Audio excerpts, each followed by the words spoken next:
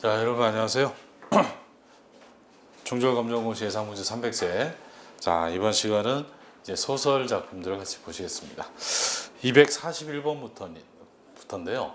자, 241번부터 243번까지 나온 소설은 이 일제강점기 때 쓰여진 현덕의 나비를 잡는 아버지라는 그런 소설입니다. 자, 이 소년의 시각에서 사건이 진행되고 있는데 배경은 1930년대 일제강점기입니다. 그래서 주인공인 바우는 소작인의 아들이죠. 그죠? 그래서 공부를 더 하고 싶었어도 집안 형편 때문에 공부를 더 못합니다. 그래서 보통학교, 그러니까 지금의 초등학교만 나오고 그 다음에 집에서 이제 농사일을 거들고요. 마름인 아들, 그러니까 마름은 이 땅의 주인인 지주와 이 농사를 짓는, 빌려서 농사를 짓는 소작인 중간에 이 관리자입니다. 그래서 마름이 소작인보다 훨씬 잘 살았었어요. 그래서 마름의 아들인 경환이는 서울에 있는 상급학교, 서울에 있는 중학교를 다닙니다. 이때 당시에 중학교는 지금의 중학교, 고등학교가 합쳐진 과정이었었어요. 그래서 자, 경환이가 방학이 돼서 왔는데 이때 당시에는 또 3학기 체제였었습니다. 그래서 여름방학이 한 달 정도 됐었습니다. 와가지고 고향에 와서 뭐 잘난 척을 하고 유행가를 부르고 그리고서는 이 숙제인 이 뭐 표본을 만든다 그러면서 이 경환이가 바운의 저기 참외밭을 쑥대밭으로 만듭니다. 그리고서는 저기 바운은 경환이가 쫓던 호랑나비를 잡았다가 뒤를 상하게 해가지고 싸웁니다. 그것 때문에. 그래서 자, 이 경환이 엄마한테 바우 엄마가 불려가죠. 그죠? 바우 아버지도 욕좀 먹습니다. 그래서 이 아버지가 바우한테 가서 사과하고 나비 잡아주라 그럽니다.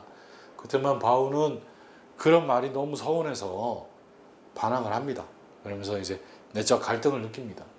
그러다가 자, 그래서 뭐 가출을 할까 어쩌고 이렇게 고민하고 있는데 저 밑에서 누군가가 막 열심히 나비를 잡고 있습니다. 그래서 아이고 그럼 그렇지 뭐 경환이 자식이 뭐 지네 집에 있는 머슴 시켜가지고 나비 잡나 보다 이렇게 생각을 했는데 나중에 자세히 보니까 경환이네 집 머슴이 아니라 자기 아버지였습니다. 바우 아버지가 바우 때문에 이 나비를 대신 잡아주고 있는 겁니다. 그래서 그걸 보면서 바우가 갈등도 다 해소하고 아버지한테 미안해가지고 아버지 그러면서 울면서 아버지를 찾아가죠. 그죠? 그 장면입니다. 자, 그래서 여기 나온 지문은 이 소설의 가장 클라이막스랑 이 결말 부분입니다. 자, 이제 문제를 보시겠습니다. 241번 유클에 대한 설명으로 적절하지 않은 것은 이렇게 나왔습니다. 자, 1번부터 보겠습니다. 작품 속의 주인공이 서술자이다. 농촌은 공간적인 배경으로 하고 있다. 극적 전환이 되는 부분이 나타난다. 서술자의 서술을 통해 이야기가 전개된다. 자, 다음 몇 번입니까? 답은 1번이죠. 자, 이 바우가 주인공입니다. 그리고 바우의 관점에서 사건이 진행되고 있긴 하지만 서술자가 작품에 보면 나란 말이 안 나오고 바우는이라고 나오죠. 그죠? 자, 그래서 서술자는 주인공인 바우가 아니고 3인칭 관찰자입니다. 그래서 작품 밖에 있는 관찰자가 서술자입니다. 그래서 답은 1번입니다. 자, 그 다음에 A에 나타난 주된 갈등은 자, A를 보니까 앞에 A가 아버지 말대로 정말 집을 나오고 말까? 그러면 아버지도 뉘우칠 때가 있겠지? 그리고 서울 같은 도회로 나와서 어떻게 구하기라도 해볼까? 자, 여기까지입니다. 자, 이 A 부분에서 바우가 지금 뭐 하고 있습니까? 내적인 갈등을 하고 있죠. 그죠? 자, 그래서 답은 1번입니다. 바우의 내적인 갈등. 이럴까 저럴까 막 고민하고 있는 부분입니다. 자, 그 다음에 243번. 윗글의 바우에 대한 이해로 적절하지 않은 것. 자, 부모님에 대해 야속해하고 있고 경환이에 대해서 안 좋은 감정이 있다. 그 다음에 나비를 잡는 사람이 아버지임을 알고 놀라고 있다. 여기까지는 다 맞습니다. 자신을 위해 나비를 잡는 아버지의 모습을 보면서 화를 내는 게 아니고 감동스러움과 죄스러움을 느끼고 있죠. 자, 그래서 답은 4번입니다. 자, 그 다음에 이제 김유정의 동백꽃입니다. 아주 유명한 소설이죠. 1930년대 이 강원도 산골을 배경으로 했습니다. 그래서 자, 이 주인공은 난데, 그러니까 1인칭 주인공 시점이죠. 자, 이 애는 소작인의 아들이고 이 마름의 딸인 점순이가 있습니다.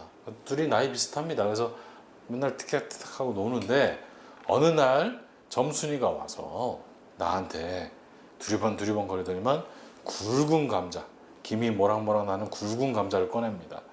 그러더니만 나한테 줍니다. 먹으라고. 그래서 이거 뭐지 그랬는데 점순이가 니네 집에 이거 없지 이렇게 얘기합니다. 그래서 그 말에 얘가 화가 나가지고 안 먹어, 넌 안 먹어 이랬습니다. 그때만 또 점순이 입장에서는 자기의 마음이 사랑을 표현한 건데 자기의 마음이 거절을 당한 거죠. 그래서 막 눈물이 고인 채로 휑하니 갑니다. 그리고 나서 그 다음 날부터 이제 나의 집에 닭을 괴롭히기 시작하죠.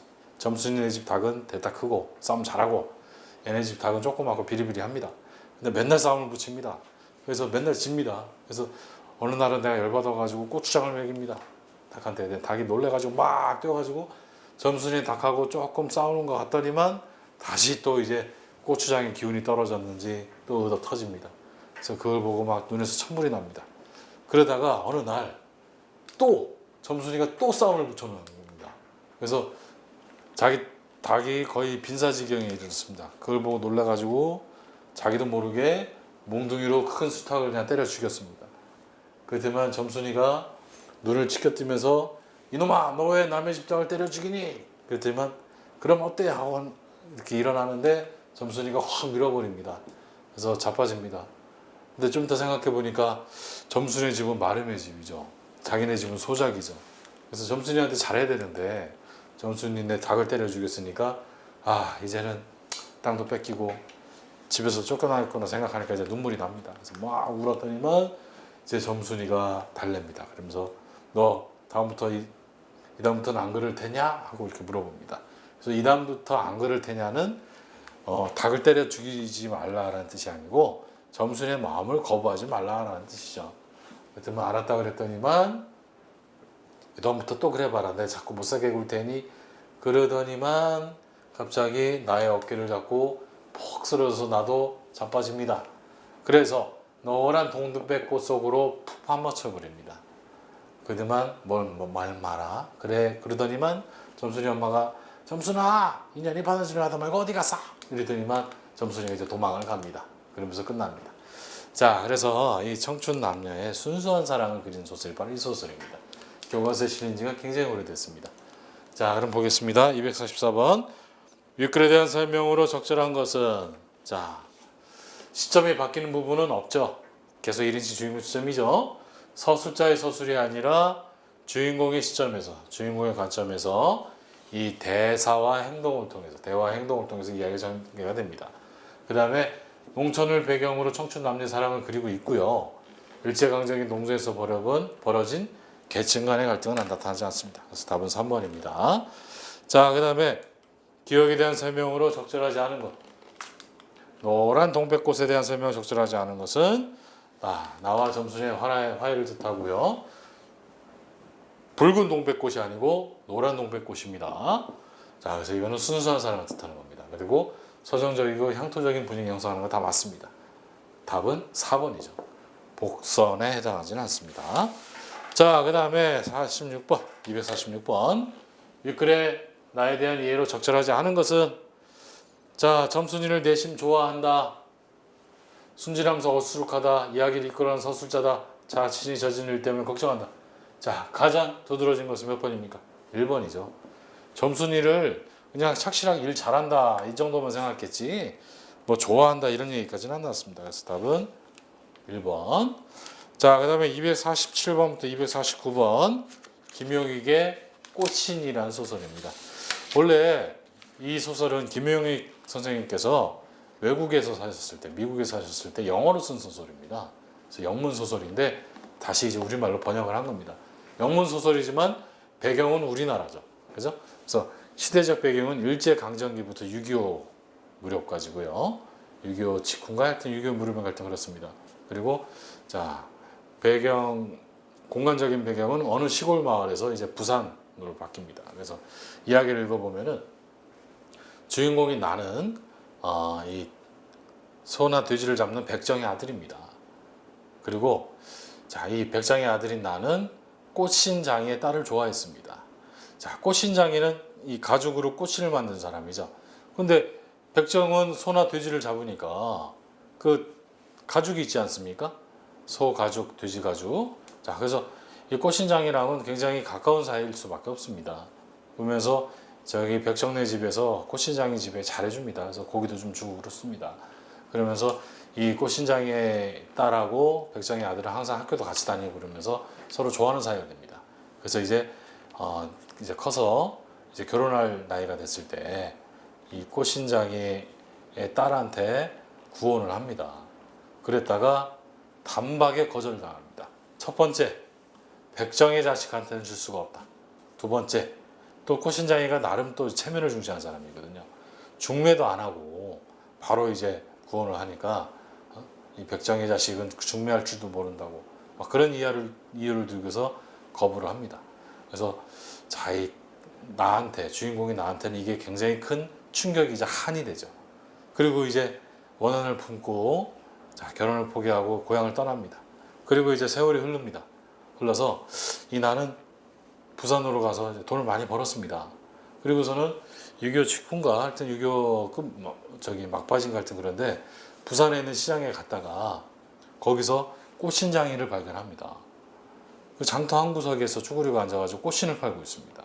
그런데 벌써 이제 이 시대는 시대가 바뀌어가지고 꽃신 안 신거든요. 이 고무신 신을 때였거든요. 근데 꽃신장이는 자존심이 있어서 헐값에는 결코 안 팔고 이 꽃신을 갖다가 비싼 값에 팔라 그러니까 거의 팔리지가 않습니다. 식구들이 거의 쫄쫄 굶습니다. 하지만 나는 이 꽃신장에 대한 원한이 있기 때문에 항상 원한 있는 눈으로 봤다가 어느 날부터 안 보이니까 이제 궁금한 겁니다. 그래서 어떻게 되지 하다가 어느 날 갔더니만 꽃신장이는 없고 꽃신장의 부인이 거기 앉아서 꽃신을 팔고 있는 겁니다. 그래서 그걸 보고서는 이제 가서 인사를 합니다. 그리고 주인공 이름이 상도였습니다. 그래서 아주머니 안녕하십니까, 저 상도입니다, 이렇게 얘기하면서 아저씨는 어떻게 되냐, 이 꽃신장이는 어떻게 되냐 그랬더만 돌아가셨다고 얘기를 하죠. 그죠? 이 꽃신장이로서의 자존심을 지키려고 하다가 결국에는 돌아가셨습니다. 그래서 그 얘기를 듣고서는 상도가 꽃신을 사줍니다. 근데 상도는 필요가 없거든요. 여자용 꽃신이니까. 그래서 그걸 다시 줍니다. 다시 주면서 그 딸 주라고, 자기가 좋아했던 결혼하고자 했던 그 딸한테 주라고 얘기를 합니다. 그랬더만 꽃신장이 부인이 또 하는 말이 그 애는 죽었다고 얘기하죠. 6.25 때 이 폭격을 맞고 죽었답니다. 그래서 그 얘기를 듣고서 약간 슬퍼하면서 이렇게 끝납니다. 그래서 보겠습니다. 247번 바로 보시겠습니다. 소식 굉장히 재밌으니까 한번 읽어보시고요. 윗글의 서술자에 대한 설명으로 적절한 것은 몇 번입니까? 꽃신장의 시선에서 이야기를 서술합니까? 아니면 주인공이 나가 과거에 있었던 일을 회상하고 있습니까? 혹은 작품 밖의 서술자가 신과 같은 입장에서 서술합니까? 꽃신장의 부인이 남편과 백정의 자식을 묘사하고 있습니까? 답은 2번이죠. 그죠? 주인공이 나가 과거에 있던 일, 그 다음에 현재의 이야기를 얘기하고 있습니다. 그 다음에 주인공이 기억처럼 생각한 이유로 적절하지 않은 것. 이 기억은 구원을 거절당하고서 이제 충격을 받았을 때입니다. 그래서 적절하지 않은 걸로 봅시다. 구원을 거절해서 충격받은 거죠. 근데 뭐라고 거절했냐면 백정의 자식한테는 줄 수 없다 그래서 자신의 가족을 모욕해서 또 충격을 받았죠. 그 다음에 대대로 내려온 가업을 백정이라고 말해서 그런 거죠. 답은 3번입니다. 꽃신 만드는 일을 자기한테 강요한다, 이런 장면은 없습니다. 그 다음에 249번 니은에 나타난 심리로 적절한 것은, 니은은 중매장을 통해 말할 줄도 모르는 게 백정이야, 내 딸은 7마을 중에서 가장 훌륭한 꽃신장의 딸이다, 이 얘기를 듣고서는 마음속에서 그릇이 와장창 깨지는 느낌이 들었습니다. 왜 그렇습니까? 모욕감, 안타까움, 쑥스러움, 애처로움 중에서 모욕감 때문이죠. 그죠? 백정의 자식이라고 이렇게만 욕하면서 이 구원을 거부하는 꽃신장이의 말에 모욕감을 느꼈습니다. 백정이나 꽃신장이나 다 거기서 거긴데요. 그래도 서로끼리도 무시하고 천시하고 그러죠. 그래서 답은 1번. 그 다음에 250번부터 252번 우리나라 단편 소설 중에서 가장 아름다우면서도 가장 애틋한 소설이죠. 황순원의 소나기라는 소설입니다. 다 스토리는 아실 겁니다. 자, 그래서 이 소설은 1953년도 6.25 때, 6.25 끝날 무렵에 쓰여진 소설입니다. 근데 전혀 그럼 6.25나 이런 건 알 수가 없죠. 그런 건 안 나오고, 아무튼 어떤 시골입니다. 어느 시골인데, 시골 마을에 어떤 소녀가 나타났습니다. 윤초 씨라는 사람의 손녀딸이라는데, 아버지 사업이 잘 안 돼가지고 서울에서 살다가 이제 이사를 왔습니다. 얼굴이 하얗고 이쁘게 생겼습니다. 그래서 소녀를 보고서 이제 좋아하는 마음이 듭니다. 그랬다가 이제 친해져가지고 같이 이 산에 가서 놀고 막 그러죠. 그러다가 이제 소나기를 맞습니다. 그래서 소녀는 이 소녀를 갖다 비 안 맞게 하려고 뭐 오두막 같은 데도 이렇게 같이 있고 막 이랬었습니다. 그리고서는 이 물이 불어나가지고 이제 소녀를 업고 개울을 건넜는데, 이 소녀가 입었던 스웨트에 이 소년의 옷에 있던 흙탕물이 묻었습니다. 그리고 나서 며칠 뒤에 봤는데 소녀가 좀 아팠다고 그러면서 해숙한 얼굴로 나타나죠. 아마 비 맞아서 그런 것 같아요. 그러더니만 이사 간다고, 자기 이사 가기 싫다고, 그래서 이사 가면 전학 가야 되니까 그런 이야기를 합니다. 그리고서는 이제 좀 며칠이 지났습니다. 그래서 아버지가 윤초수 집 간다 그래가지고 막 소년이 들떠가지고 오히려 뭐 더 갖다 줘라 저거 갖다 줘 이렇게 얘기를 합니다. 그리고서는 잠이 들었는데 아버지가 갔다 와서 하시는 말씀이 소녀가 죽었다는 이야기를 하죠. 그죠? 그러면서 자, 유언으로 이 자기가 입었던 스웨터, 자기가 입었던 옷을 그대로 묻어달라 그러고 죽었다고 얘기를 합니다. 그래서 소녀가 이 소년의 옷에 흙탕물이 자기 옷에 묻은 걸 갖다가 죽어서도 입고 싶어 하는 것은 소년과의 추억을 간직하고 싶다는 얘기였죠. 자, 이렇게 얘기하면서 끝납니다. 자, 그래서 이 안타까운 사랑의 이야기죠. 자, 그럼 보겠습니다. 250번. 윗글에서 알 수 있는 내용으로 가장 적절한 것은 몇 번입니까? 소녀는 소년과의 추억을 간직하고 싶다. 소녀는 소녀의 죽음을 담담하게 받아들였다. 아버지는 소년이 소녀와 가깝게지는 걸 반대했다. 윤초 씨는 도박으로 재산을 잃어서 일순간 말해서 제일 가난한 집으로 몰락했다. 자, 이 중에서 자, 알 수 있는 것은 1번이죠. 그죠? 그리고 윤초 씨가 도박했다 이런 내용은 안 나옵니다. 자, 그 다음에 기억의 이유로 가장 적절한 것. 기억은 여간 잔망스럽지가 않다 이런 얘기인데, 이 잔망스럽다는 얄밉도록 맹랑한 데가 있다 이런 말입니다. 자, 이걸 봤을 때 가장 적절한 거, 아버지가 잔망스럽다 얘기한 것은 이거죠. 스웨터를 꼭 입혀달라고 그래서 그런 거죠. 그래서 답은 2번. 자, 그 다음에 252번. 윗글의 시점으로 적절한 것은, 자, 윗글은 3인칭 관찰자 시점입니다. 그래서 3인칭 관찰자 시점이기 때문에 3인칭 관찰자 시점에 대한 설명을 찾아봅시다. 주인공인 나가 내 얘기를 하는 건 1인칭 주인공 시점이죠. 작품 속에 위치한 나가 본인을 서술로 하는 것은 1인칭 관찰자 시점입니다. 작품 밖에 서술자가 관찰한 것을 서술하는 게 3인칭 관찰자 시점이죠. 그 다음에 작품 밖에 신과 같은 서술자가 인물을 관찰하는 것은 전지적 작가 시점이죠. 그래서 답은 3번입니다. 자, 그 다음에 우리나라 최초의 한글 소설 홍길동전입니다.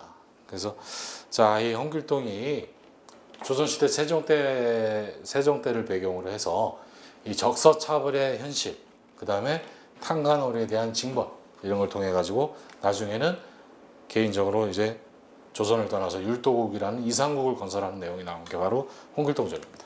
자, 그래서 앞부분에는 여기 지문의 앞부분은 이제 홍길동이 집을 떠나려고 하는 부분. 자, 홍길동의 어머니는 정식 부인이 아니고 첩입니다.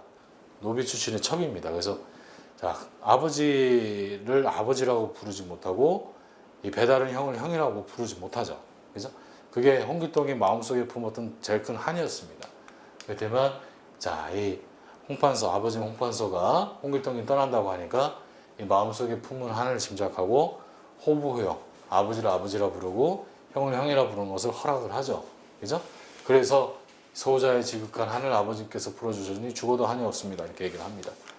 그리고 나에서는 이제 집을 낳은 홍길동이 이 활빈당을 조직해가지고 의적 단체를 만든 거죠.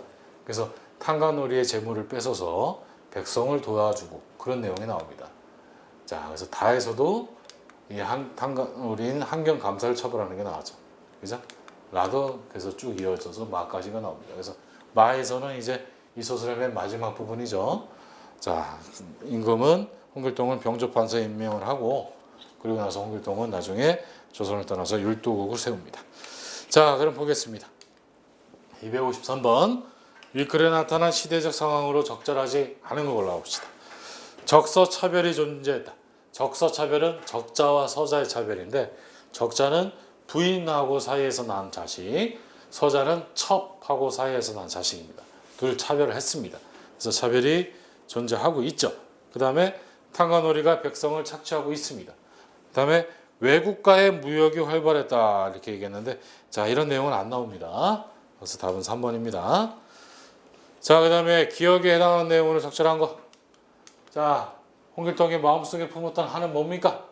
돈이 없는 겁니까? 호부용을 못하는 겁니까? 여행을 못 다니는 겁니까? 활빈당을 못 세운 겁니까? 답은 2번이죠. 호부용을 못하는 것이죠. 자, 그 다음 맨 마지막 부분 마에 대한 이해로 적절한 것은 자, 고전소설은 거의 다 무슨 결말입니까? 해피엔딩, 행복한 결말이죠. 자, 그래서 이 소설의 마 역시 행복한 결말을 보여주고 있습니다. 자, 그 다음에 256에서 258번 소음공예라는 오정희님의 소설입니다. 자, 이 굉장히 많은 교과서에 실렸는데요. 소설이지만 수필 같은 형식이죠.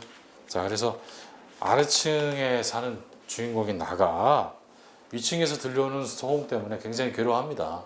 그래서 며칠째 됐습니다. 드르륵 소리 같은 게 나가지고 그래서 자, 이 관리실에다 얘기를 합니다. 그래서 관리실에서는 이 위층에다가 인터폰을 얘기해가지고 좀 주의해달라 이렇게 얘기를 합니다. 그래도 들리니까 이제 직접 그 윗집에 인터폰으로 전화해가지고 항의를 하죠. 그래서 실갱이를 좀 합니다. 그러다가 슬리퍼를 갖다 주면서 이웃간에 지켜야 될 공공질서에 대해서 조용히 타일러야지 이렇게 생각하고서 윗집에 찾아갑니다. 그리고 배를 눌렀는데 한참 뒤에 문이 열렸어요. 근데 보니까 윗집 여자가 다리가 불편해서 휠체어를 타고 있었습니다. 그 소음의 정체는 휠체어 소리였습니다. 자, 그래서 그것도 모르고 슬리퍼를 갖고 갔던 자기 자신이 부끄럽죠. 그래서 얼른 슬리퍼를 몸에 뒤에 감춥니다. 그러면서 소설이 끝나는데 자, 그럼 보겠습니다. 256번 윗글에 대한 설명으로 가장 적절한 것은 몇 번입니까? 서술자가 자신의 경험을 쓴 거면 수필이죠. 그래서 일단 비현실적인 배경이 나타나지는 않습니다. 여기서는 현대를 배경으로 하기 때문에 위인의 삶도 안 나오죠. 답은 4번입니다. 현실에 입순직한 일을 허구적으로 창작해서 쓴 글이죠. 자, 그 다음에 257번 윗글에 등장인물에 대한 설명으로 적절한 것은 몇 번입니까? 답은 3번이죠. 위층 여자도 아래층 여자의 계속된 항의에 굉장히 힘들어합니다. 자기가 새도 아니고 어떻게 소리를 안 낼 수 있냐, 너무한다 이렇게 얘기를 하죠. 자, 그래서 답은 3번.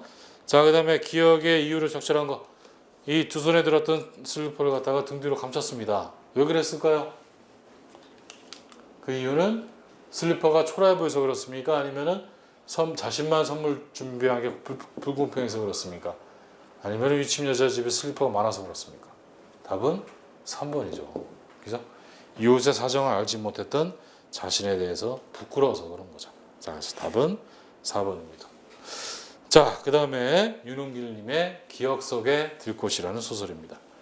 자, 이 소설은 1인칭 관찰자 시점인데요. 6.25를 배경으로 했습니다. 그래서 이 주인공이 나가 사는 데가 이 전라도의 만경강 근처인데 그쪽 지방에 사람들이 굉장히 많이 피난을 옵니다. 근데 어느 날 명선이라는 아이가 홀로 피난을 옵니다. 알고 보니까 피난 오는 과정에 자기 어머니가 돌아가셨다 이렇게 얘기를 합니다. 아버지랑. 그래서 이 집에서 더부살이를 하게 되는데 명선이가 금가락지를 주죠. 그래서 자, 이 집에서 좀 대접을 받다가 이 금가락지에 욕심이 생긴 엄마 아버지가 자꾸 어디서 갖고 왔냐, 갖고 와라, 자기가 보관해 주겠다 이렇게 얘기를 하죠. 그래서 자꾸 이제 욕을 합니다. 명선이는 어디 있는지 절대 얘기를 안 합니다. 그래서 두 번째도 줬습니다. 그런데 그 전까지는 명선이가 남자인지 여자인지 몰랐었어요. 그래서 어느 날 명선이가 안 보여서 밤새 찾을 때만 이 마을의 뒷산에서 빨개 벗은 채로 발견이 되죠. 묶여있는 채로. 어떤 사람이 명선이한테 이 금가락지를 뺏어가려고 그렇게 묶어놓은 거였죠. 하지만 끝까지 얘기를 안 합니다. 그리고서는 이제 이 동네 사람들하고도 약간 트러블이 생깁니다. 그래서 이 주인공인 나의 엄마 아버지가 명선이의 금반지를 보고 굉장히 탐욕스러워졌어요. 그래서 자 나를 시켜가지고 명선이를 감시하라 그럽니다. 그러다가 어느 날은 이제 명선이랑 같이 끊어진 다리에 놀러 갑니다. 근데 명선이가 이렇게 다리 끊어진 데 위험한 데를 갔다가 이렇게 조심조심 가다가 갑자기 비행기가 지나가는 소리, 푹푹하는 소리가 들리니까 놀래가지고 잘못해서 발을 헛디뎌서 달에서 떨어져 죽습니다. 그리고 나서 이제 며칠이 지난 다음에 주인공인 나가 명선이가 떨어진 다리 위를 가봅니다. 가서 이렇게 다리 이렇게 부러진 데 끊어진 데 부분에서 철근 같은 게 막 튀어나왔는데 거기서 어떤 주머니를 발견합니다. 그래서 주머니를 열어보니까 그 안에 반지가 있었죠. 여러 개가. 그래서 주인공이 놀래가지고 반지를 저기 송두리째 강물에 떨어뜨립니다. 자, 그래서 이 이야기가 바로 기억 속에 들 것입니다. 그래서 전쟁이 우리 인간에게 끼치는 영향, 병폐 이런 걸 갖다 얘기하고 있습니다. 자, 그러면은 바로 문제 보겠습니다. 259번. 윗글에 서술자에 대한 설명으로 적절한 것은 몇 번입니까? 1인칭 관찰자 시점이니까 내가 자신과 자신을 둘러싼 인물들의 행동을 서술하는 거죠. 그죠? 그래서 답은 4번이죠. 자, 그 다음에 기억의 의미로 적절한 것. 이 명선이가 들꽃이 돼서 사라졌다는 것은 다리에서 떨어져 죽었다는 얘기입니다. 근데 떨어지는 모습이 흡사하게 꽃이 떨어지는 모습과 같이 이렇게 보였다는 얘기죠. 자, 그 다음에 마지막 문제 261번. 윗글을 감상하는 태도로 알맞는 것. 자, 소설입니다. 소설인데 작가의 주장 안 나오죠. 작가의 경험 안 나오죠. 자, 실제로 있었던 사건인지 아닌지. 자, 소설은 그럴 필요가 없죠. 답은 4번이죠. 인물의 행동과 사고방식을 작품의 배경이 되는 당시의 상황과 연관지어서 이해하는 게 제일 좋습니다. 그래서 답은 4번. 자, 그 다음에 262부터 264번은 공손옥의 일가라는 소설입니다. 그래서 자, 이 1990년대를 배경으로 했는데요.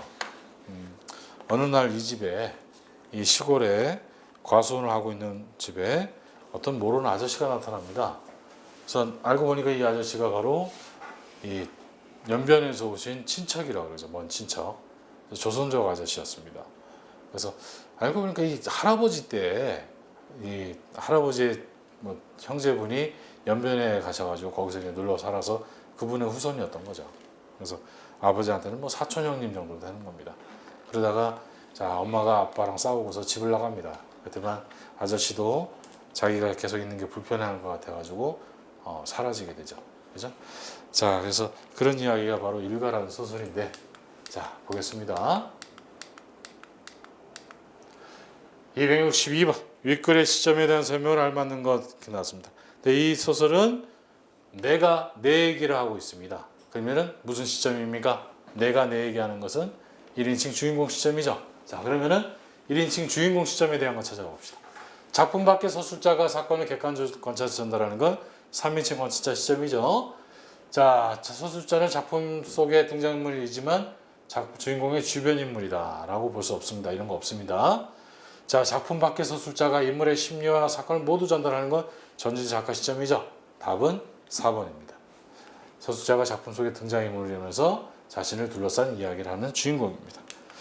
자, 그 다음에 가부터 다에 드러나는 나의 생각과 심리로 가장 적절한 거. 자, 하나하나 대입해 보면 되는데 답은 3번이죠. 그죠? 낯선 말투의 남자를 두려워하고 있습니다. 자, 그 다음에 기억에서 리을 중에서 가리키는 대상이 다른 거 이렇게 나왔는데, 자, 이 기억을 제외한 나머지 니은, 디귿, 리을은 다 이 연변에서 오신 친척 아저씨를 얘기합니다. 그래서 답은 1번입니다. 자, 그리고 265번부터 267번은 이 가상 역사 소설 박시전입니다. 그래서 병자호란을 배경으로 한 소설이고요. 여성이 주인공으로 나오는 영웅 소설입니다. 그래서 박씨는 원래 하늘나라의 선녀였는데, 자, 하늘나라에 죄를 져가지고 인간 세상에 박저사의 딸로 태어납니다. 하지만 아주 추악한 용모를 가지고 태어납니다. 뭐 몸에서 냄새도 나요. 근데 박저사가 굉장히 또 훌륭한 사람이죠. 도술도 뛰어나고. 그래서 이 20액의 아버지와 박저사가 금강산에서 어떻게 알게 돼가지고 자녀를 결혼시키기로 약속을 합니다. 그리고 결혼을 시킵니다. 그래서 20액이 결혼을 하게 됐는데, 첫날 밤에 부인을 보니까 너무 흉측하게 생겼어요. 그리고 냄새도 나요. 그래서 가까이 가지는 않습니다. 그래서 이 부인 박 씨는 혼자서 이 뒷칸에 뒤에 피화당이라는 집을 짓고 혼자 삽니다. 그리고 이제 개화라는 종하고 같이 삽니다. 하지만 박 씨는 굉장히 뛰어난 사람이었죠. 능력도 뛰어나고. 자, 그런데 어느 날 박 씨가 꿈을 꿨는데 이시백이 장원급제하는 꿈을 꿉니다. 그래서 이시백을 불렀는데 이시백이 안 옵니다. 이 그지같이 생긴 마누라한테 안 가려고 합니다. 그렇지만 자, 약간 슬퍼하면서 이제 연적 같은 걸 줍니다. 연적은 이제 벼루에 물 넣는 거죠. 물통 같은 거죠. 이걸 갖고 가서 과거 시험을 보면은 잘 볼 거다. 이렇게 얘기를 합니다. 그래서 그걸 전해줬더니만 진짜 이시백이 장원급제를 합니다. 그리고 나서 얼마 있다가 하늘나라의 이 죄가 풀어져 가지고 박 씨는 원래의 모습을 찾습니다. 그래서 굉장히 이쁜 모습으로 바뀝니다.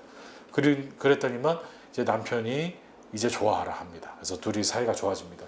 그리고 이제 병자호란이 일어났는데 병자호란이 일어나기 전에 박 씨가 임금한테 충고를 합니다. 그래서 임경 장군은 어디를 지키라고 그러고 그래야지만 그 청나라 군대를 막을 수 있다 이렇게 얘기했는데 임금이 전혀 말을 안 듣죠. 간신의 꼬임에 넘어가서. 그러다 결국은 남한산성에서 버티다가 청나라 황제한테 나중에 황제가 되는 이 청나라 장군한테 항복을 합니다. 그리고서는 왕비와 왕자들이 다 이제 포로로 끌려가게 됩니다. 그때 용골대와 이 그 동생이 이 저기 뭐야 박씨 집에 쳐들어오죠. 그래서 동생이 먼저 죽습니다. 그리고 나서 이제 용골대가 동생의 원수를 갚으려고 군사를 이끌고 왔다가 혼쭐이 납니다. 아주 박씨한테. 자, 그래서 그리고서 이제 박씨는 청나라 군대를 다 저기 쫓고 나서 이 딸의 공을 세워가지고 임금한테 벼슬을 받고 그 다음에 이시백하고 아주 행복하게 삽니다. 자, 이런 실제 역사와는 조금 다른 가상 역사 소설입니다. 자, 그러면 265번 보겠습니다. 윗글에 대한 설명으로 가장 적절한 것은 몇 번입니까? 가장 적절한 것은 2번이죠. 그죠? 비현실적인 사건이 나타나죠. 그래서 뭐 도술, 요술, 환상, 마술 이런 전기성이 두드러지게 나타납니다. 자, 그 다음에 윗글의 등장인물에 대한 설명으로 적절하지 않은 것은 4번이죠. 왕이 박씨 부인의 말을 계속 들은 건 아니죠. 왜냐? 여기서 보면은 자, 박씨의 말을 듣지 않은 것을 크게 뉘우쳤다 이렇게 얘기했죠. 자, 그래서 답은 4번. 자, 그 다음에 267번. 기억에서 리을 중에서 성격이 다른 것은 3번입니다. 이 디귿 부분만 박씨 부인이 옥으로 된 발을 걷고 나와서 손에 옥화선을 들고 불을 향해 붙이니까 불기운 바람이 확 일어나면서 불기운이 오랑캐 진영으로 덮쳤다 이렇게 나죠. 이건 비현실적인 거 전기성입니다. 자, 그래서 답은 3번. 자, 그 다음에 270번까지 보시겠습니다. 자, 이 이청준의 선생님의 밥그릇이라는 그런 소설입니다. 자, 그래서 옛날을 회상하고 있죠. 그래서 무슨 선생님하고 나중에 제자들이 한 20년인가 지난 다음에 만났습니다. 그래서 식사를 하다가 선생님이 식사를 하실 때마다 항상 밥을 덜어서 굉장히 소식을 하십니다. 그래서 아직도 소식을 하시네요. 이렇게 얘기했더니만 그거에 얽힌 사연이 있습니다. 그래서 보니까 옛날에 이 선생님이 부임한 지 얼마 안 되셨을 때 젊었을 때 자, 청소를 시키려고 도시락 검사를 해서 밥 제대로 안 먹은 애들을 청소를 시키고 그랬습니다. 그래서 어느 날은 도시락 검사를 했는데 문상훈이라는 얘는 집이 가난해가지고 자, 이 점심 제대로 도시락 안 먹은 애들을 갖다 청소꾼으로 이렇게 하려고 밥 안 먹은 애들 일어나 이렇게 얘기했는데 문상훈이가 안 일어났습니다. 그래서 옆에 있는 친구가 일렀습니다. 그래서 선생님이 너 도시락 줘봐. 그랬더니 문상훈이가 그냥 쭈뼛쭈뼛 하면서 도시락을 꺼냈습니다. 보더니만 선생님이 아무 말도 안 합니다. 그리고서는 이제 청소도 안 시키고 그냥 나갑니다. 그리고 그 다음부터는 절대로 이제 애들한테 도시락 검사해서 청소시키는 일을 안 합니다. 알고 보니까 선생님이 이 상훈이의 도시락이 비었다는 걸 아는 거죠. 그래서 상훈이를 부릅니다.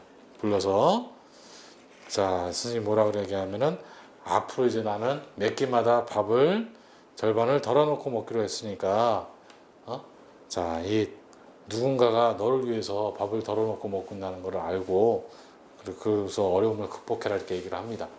그걸 갖다가 문상훈은 시간이 20년 이상이 지났지만 아직도 기억을 하고 있죠. 그죠? 자, 그래서 그 얘기를 듣고서는 이제 감동을 받고 있습니다. 자, 그럼 보겠습니다. 문제. 자, 268번입니다. 윗글에 대한 설명으로 적절한 것은 이렇게 나왔는데, 자, 이 글은 소설입니다. 소설은 현실에 있음직한 일을 꾸며서 쓴 거죠. 그래서 답은 2번이죠. 현실에 있음직한 일을 꾸며서 그리고 완성했다. 자, 그 다음에 기억에서 선생님이 느꼈을 감정은 적절한 거. 자, 선생님이 도시락을 못 싸고 있는 애가 있는 걸 갖다가 미처 생각을 못 한 거죠. 그래서 상훈의 빈 도시락을 보고서 어떤 생각을 했겠습니까?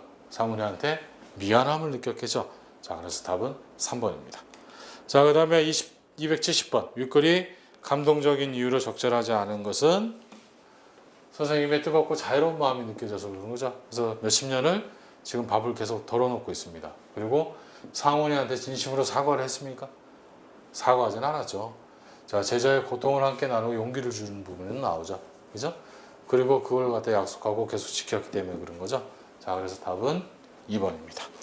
자, 270번까지 쭉 이렇게 설명을 했는데요.